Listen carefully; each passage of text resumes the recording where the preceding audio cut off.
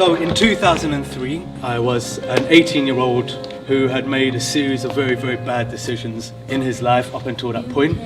Through a series of very fortunate events, I ended up at Hackney Empire, and Hackney Empire caught me.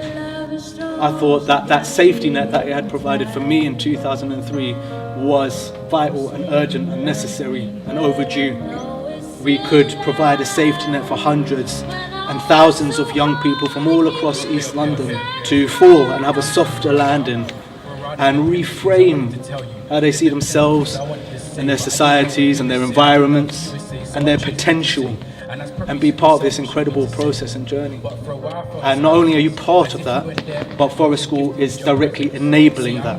And now with this relationship, you're giving us the gift of sustainability, of forward planning, and of being able to be ambitious. I'm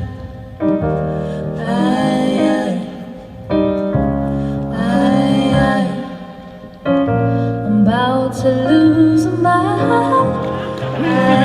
For Nina, DeAndre, Rashad and Tariq!